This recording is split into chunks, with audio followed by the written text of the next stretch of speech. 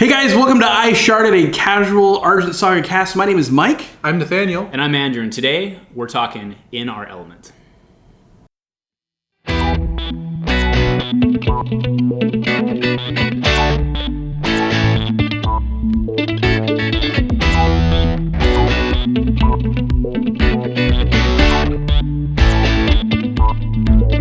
Hello everyone, welcome back to episode 4 of Sharded. So, Nathaniel's joining us today. So, hi. Nathaniel, tell us a little bit about yourself. What brought you to gaming? Quick history there. Yeah, I played the old Star Wars CCG when I was a preteen, and that was fun. But I was a preteen, so no money. And then I, went to college, did other things, didn't really make time for gaming. So found Destiny, found a great gaming group, and then Mike introduced me to Argent Saga a couple weeks ago. And I bought $100 of that. Nice. Now here we are. It's like a really bad super flu, man. I showed us where they catch it immediately. Yeah. So the game's pretty new, and we're all new to the game, right? And because we're targeting in the casual audience, most people, when they come in this game, they're going to be focusing on one, maybe two decks, right? So each one of us, incidentally, we all chose. So, you bought all 5 just because you got the intro. Correct. Right? Yeah. But Nathaniel and I both did the same thing. We both chose one starter, bought a box, and then kind of started building our deck kind of around that. So what we wanted to do today was talk about the element that we've all decided to kind of choose as our own to start. So let's start off. Nathaniel, what element did you go with, and why? I went with light. Because you like hard things. Yeah, I guess. No, so when I played the demo decks with Mike, I got to play with the light deck. Yes. And I really enjoyed that element of there's the Guardian that can kind of create a wall. Right. And then the gear and moving it from the deck to the hand really easily. Right. And then the Liam action where you can add 500 for moving a gear from your hand to your discard. Yeah. I thought that was really cool. And so that's kind of what drew me to light, was I guess just because that was the thing that I happened to pick first. Okay. Do you feel like after kind of having a little bit more experience, and we'll talk about how much we've played, but having some more experience, do you feel like it was just the first thing you tried and that's what you decided to go with, familiarity, or in hindsight would you have tried to go the path of pain and pick light again? I think light has a lot of potential as the game grows. Okay. I think where light is at right now isn't maybe the strongest. Right. It has some strong cards, some strong elements. Very strong cards. Yeah. But I think it really struggles with ramp, is what I've noticed. There's lots of stuff on the high end for light that just boom. But on the low end, the 1 and 2 cost stuff, do you think that's because really you're not really supposed to be ramping? You're supposed to, instead of ramping into a 3-drop, you're supposed to be loading up your piddly guy? Is that really the reasoning there, do we think? Or maybe. I find that I'm with you. The light guys seem a little heavy to me, but the guys that have the 4 costs and higher tend to come in with a gear with them, or a fairly strong arrivability. I think maybe that was the thought on making some of the 4 guys, which are in other colors. 4 drops are usually pretty nasty, right? Yeah. That's the sign the game's coming to an end. Comparing to a Garga or something like that, right? Correct. The yellow, your Wyvern Rider. Yeah, the yellow guys seem more hardy, and then they come in with a gear sometimes. I know that the Gear Master, I think, is the one. Is that the one I'm thinking of? There's I forget what it's called, but there's a card that can or a unit that can pull a card from a gear from the deck. Oh, okay. Yeah. So anyway, I'm with you. I think there's a lot of good potential there, and I'm glad you picked it. So we all, because the early group, we all kind of picked a separate color, and there was no overlap at first. Between the 3 of us and Cole, right? There was no overlap at all. And even the deck that Tim bought was a completely different color too. Really? Yeah. Oh, because he went blue. Yeah. Well, I thought he said he bought them all. So. Oh, did he? Well, that's the deck he was playing on Monday. That's fair. Yeah. All right. So then the top, or you said you had 2 top. I asked the guys to come with a list of their top cards from the color, and which ones did you go with? Yeah. So I only had 2. He asked for top 3. Yeah. I only had 2 because because you're playing with light. Yeah. Right. But I really, when I played with Mike with the intro decks, I really liked the Liam action and the Sola action. Right. And then I think if I were to choose a third, it's the concept that I kind of already talked about, the gear. So just to be clear, his top 2 cards in light are the champion in the spirit. So, Mike, I don't think it's any secret that you've gone with red. So, can you tell us why you enjoy red so much? Yeah, so buying all 5 intro starters, I was able to kind of take a look and early try to figure out how I was going to play the game. Red seemed to have the easiest lines of play to figure out. And with a 40 card deck and me not knowing anything about the game, when I was looking through the cards, I quickly identified a really simple combo, which was Deranged Dragon and Booster Dragon, like for early pressure.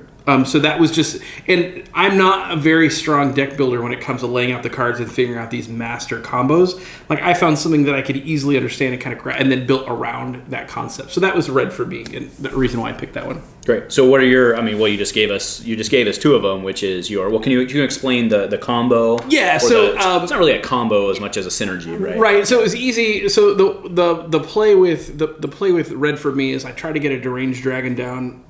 Juvenile is also not so bad either, but basically some sort of 1-drop dragon, like turn 1.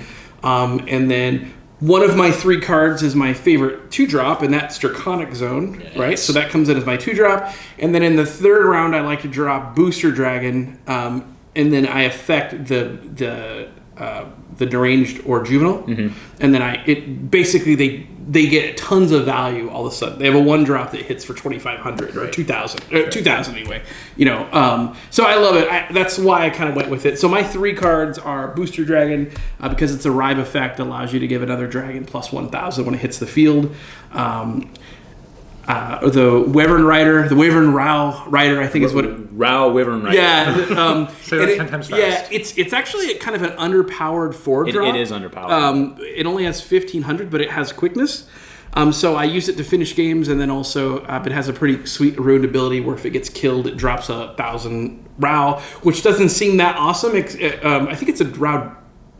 I think it's a dragon. I can't remember. No, it's. I think it's just a Row token. Yeah, it's a Row token, which again lets me kind of get some pressure on. So I really like that one for finishing the game. My absolute favorite card in the whole deck is by far Draconic Zone, which is an augment, which I didn't even look at first, but I just found it. I'm like, that seems good. So it's an augment that goes in. You exhaust it, so you can't use it the turn you play it, which is kind of sucks. But you exhaust it. It gives a dragon plus 1,000, which is pretty sweet by itself. When you can boost your little dragons. And then I finished the game the other day where I was actually able to sacrifice it and give a dragon quickness, which there's a lot of value there. So those are my top 3. I actually think that Draconic Zone may actually be the best card in the game. Yeah, I mean, in our limited, absolutely. Like I think. Soul Transfer, I think, is probably... Well, I mean, I'm not... I mean, so... There are a lot of cards that do a lot more powerful things. Right. But from a fundamental card standpoint, like, I think that card has more value to it than most other cards. Well, if for 2-drop and you get to use it over and over again, it can't be killed. It can a little bit. Green can kill it. Green Spirit can kill it, right, with its shard. But then to get the final stab with it, like, I can boost a dragon and then give it quickness... with the same 2 action, or not even an action. One's an action, one's a sacrifice, and then it's so good. I agree with you. Yeah. I think it's the best card in the game. Yeah. So what'd you? So I went with green. Okay. So it's interesting because I actually don't think green's the best color, and we're actually going to go into that in a minute. But I don't think green's the best color, nor do I think it's best positioned. But I had always had the intention of splashing white because Sola is a bit. So I was like you. I played light first. And Sola's ability to ready somebody after you attack is incredible. Right? It's bonkers. So I'd always intended that in the big kind of just... There's not a lot to green except just like big stuff. And I saw the blockade ship, the Skytree blockade ship, and that 4-drop is an amazing card. Yeah. Right? So that shuts the whole game down. That single card was really the reason I went with green. I didn't even really understand at that time how to use Iton properly, and now I'm at least familiar with the concept. Right. And he's actually really good. Right. So my top 3 were the Sandsea Traveler. This is the 2-drop guy that when he attacks, you get to ready a shard. That's very, very good with Iton's ability, which, again, I didn't really understand. At first, I was like, it just gives me more value. I can play some 1-drops and stuff. But with Iton, like, you can attack with him, ready him, and then you can bounce him on the next turn to drop somebody else. Oh, okay. Right. We haven't got to play with that. Right. So that works really well with Iton if you can because you can drop a 3-drop, and there's plenty of good 3-drops in green. Right. And then I already talked about the blockade ship, and then of course Gary. Like, I just love Gary. Right. Gary. Garga, keeper of some stuff. Gary.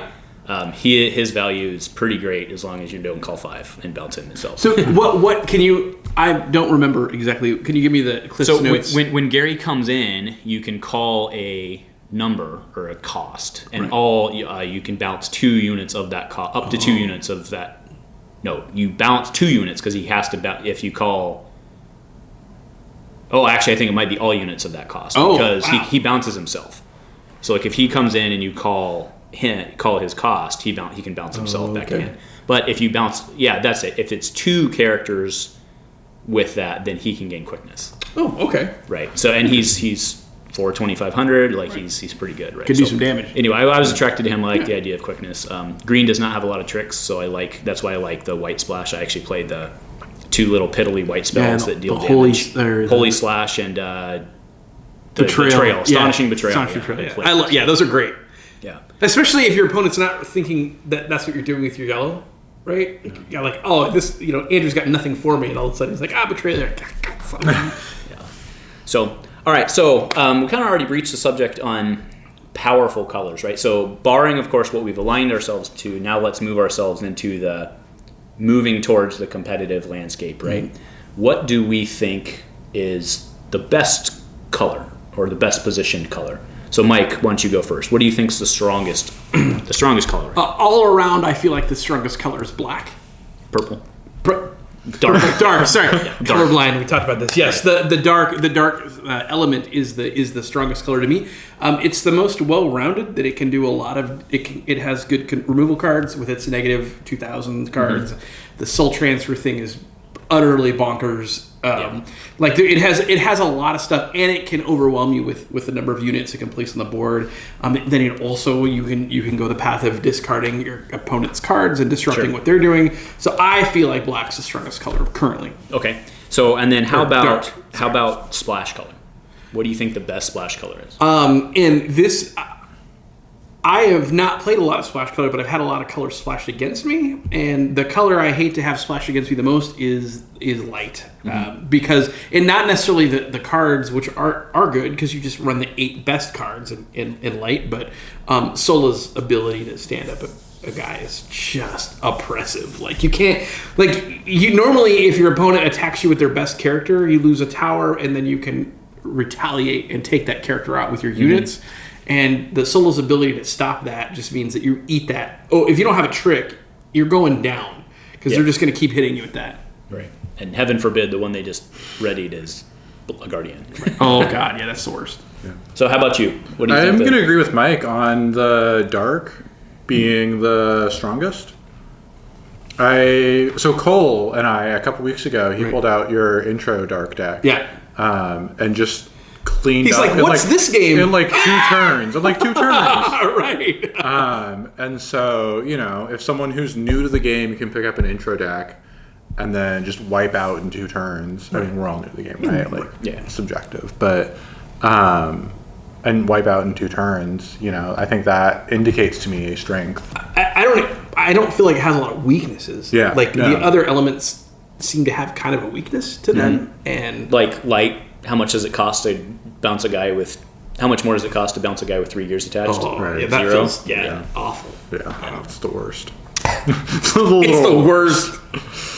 Yeah. And then your what do you think is the best splash color? I don't know. I haven't played any splash myself. Mm-hmm. I'm completely light right now, and I think all the decks that I've played have been the singular colors, also the mono colors. Mm-hmm. But I think. As I'm thinking about splashing, I lean towards blue fizzy, or red. Right? And I think just because of the defense abilities there, and how they can enhance what I have already, just from where I'm standing. Right, well, playing the blue could take care of a lot of the problems that the light... playing water... Yeah. I gotta get out this magic thing. Playing water does fix a lot of the problems that your light deck might run into. So I agree. Yeah. So is that we expect to see a Liam Fizzy deck? Probably, yeah. Fair enough. Seems likely. Yeah. Well, I hate to not provide controversy, but I also think dark's the strongest color. So Apparently, we've all played Cole this week. The board is unanimous. No, it's just when I look at things, I think red is. I think that if and actually we referred Steven to this, right? So Steven decided he wanted to pick a product. He was asking us what we think he should get. Mm-hmm. The recommendation we both had was actually get the red intro deck. Mm-hmm. I think the red intro deck might be the best just from a new player out of the box, right? Yeah, it's very straight lines of play. It's very simple. The intro cards in there are really good. I mean, there's a lot of really good intro cards, but. Yeah. I think dark is really well positioned right now. So I've already gone on record saying I like Sola. I do think Sola is the best spirit, but I think the best color to splash actually is dark. Okay. Right. What are some of your the cards? It's mainly because like I think a red black deck. So Luna and Luna. And like I think Luna. So that because that's the thing with your dragons, you're killing people left and right. And I think Luna, you'd be able to because you can stack Luna, right? You can put 6 or 9 counters on her and then drop all at one time. And that's the one that discards cards out of your hand. Correct. So you burn the 3 counters on Luna and they have to discard a card, right? So you can do that all at the same time, and then they have a real bad turn and you just thwomp them, right? Mm-hmm. Yeah, and that really can hurt because I know in a lot of the games when I'm playing, because of the way the draw mechanics work in the game, there are times when I'm holding a card for the entire game, right? Waiting for the right time. And if I've been all of a sudden I've been building my game plan around 2 turns from now, I'm going to play this card, and then it just gets removed. And you're down to 2 cards in your hand. Yeah. Oh man, that's rough. Yeah, it's really rough. So that's actually not bad. I think Luna's a really dangerous splash because you can also you're probably not splashing golems and stuff because you kind of need a lot of the golems to make that work, right? But I mean, dropping a soul transfer doesn't. Well, black has some just really excellent removal, and some weird little tricksy stuff. You could even maybe focus on a discard suite. Yeah. Affecting your opponent's hand. The problem is I feel like the red, you need a lot of dragons to make if you're going dragons and red to work. And it would be rough. I think I'd have to lose probably my red control cards for black control cards, which may be just as good, right? I mean, and that's basically what I'm doing in my green is I'm using white. I'm using light to provide what green doesn't. I mean, I think that's the whole point of splash is to pick up where you're deficient, right? So, I think you nailed it on the head. So, I mean, so that's pretty much it. What do we have coming up this week in terms of gaming, right? Yeah, so we had our first, although it didn't go swimmingly, but we had our first casual Argent Saga on Saturday. Unfortunately, it was kind of short notice, and a lot of people couldn't make it. I know a couple of people played on Saturday evening, but on Monday, which is not a scheduled Argent Saga night, we ended up having 3 games going on at the same time. We had 3 games? I think so. Yeah. 3 games going on. A learning game, and then yeah, and I was able to introduce the game to Steve, which is good, and he's. I mean, again, people play the game and they want to buy it. So it was how rapidly the game is growing is pretty impressive. I wish as a community builder we were attracting maybe some players outside of our group. Yeah, instead of cannibalizing the Transformers crew. Yeah, I'm a little afraid. I mean, we all get around in our games, but I don't want to steal any thunder from other games. Transformers is a good game in its own right. Star Wars Destiny is my baby, right? That's my passion. I mean, Argent Saga is a very good game. I don't want it to see it destroy other games. Maybe that's the nature of the business, though.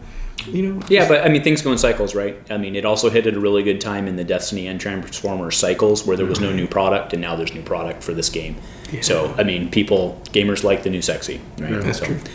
All right, well, anything else to add? Nathaniel, thank you for joining us for the episode. We're definitely going to have you back. Learn this smiling face because he's coming back. So, if nothing else, go Commando. Go Commando. Go Commando.